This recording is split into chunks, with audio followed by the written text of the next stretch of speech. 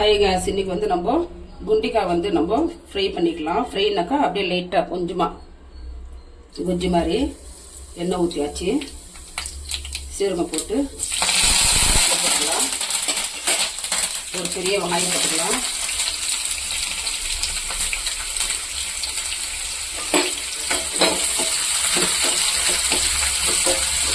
இதுக்கு வந்து வெறும் நான் குண்டிக்காய் தான் வாங்கி வைக்கிறேன். இதுக்கு வந்து நம்ம கொஞ்சம் உப்பு போட்டுக்கலாம். கொஞ்சம் வதப்பட்ட வெங்காயம்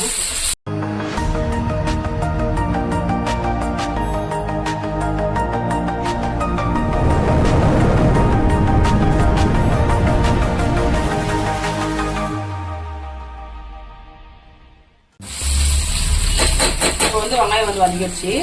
நான் வந்து குண்டிக்காய் வந்து நல்லா மஞ்சள் பொடி போட்டு கழுவி வச்சுக்கிறேன். சின்ன சின்ன குட்டி குட்டியாக கட் பண்ணி நம்ம அதை சேர்க்கலாம்.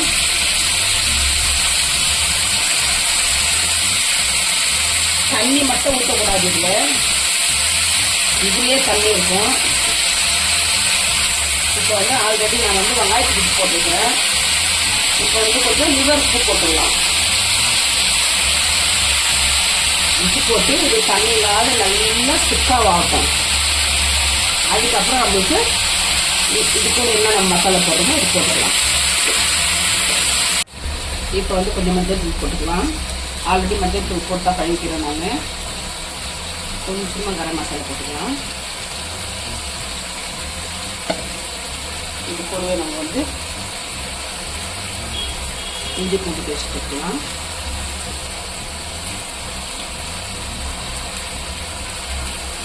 இது கூடவே நம்ம வந்து காரத்துக்கு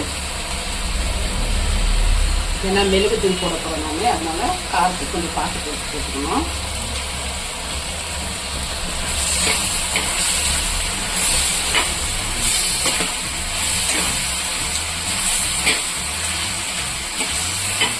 இப்போ இது கூட வந்து நான் ஒரு 2 தக்காளி போட போகிறேன்.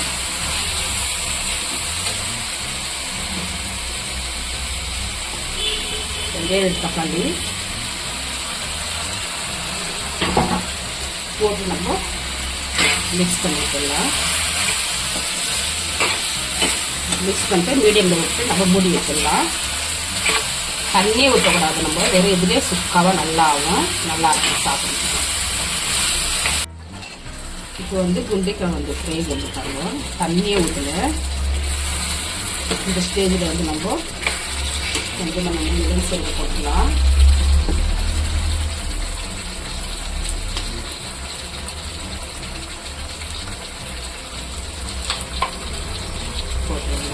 மிக்ஸ் பண்ணிடலாம்.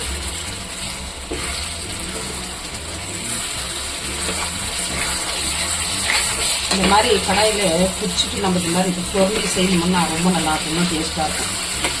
எப்பவுமே அதுக்கு இதெல்லாம் மீடியம் வச்சுட்டு பொறுமையாக செய்யணும்.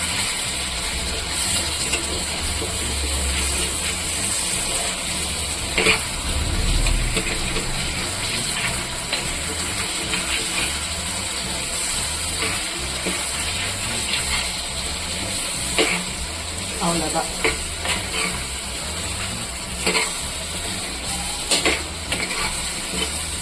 ஒரு 2 நிமிஷம் அனுப்பி நம்ம இறக்கிடலாம்.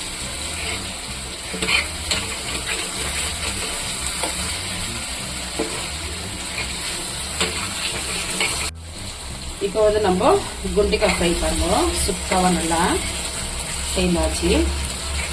இப்போ வந்து நான் குண்டிக்காய் வாங்கி வந்து எப்படி செய்யணும்னு பார்த்துருக்கீங்களோ.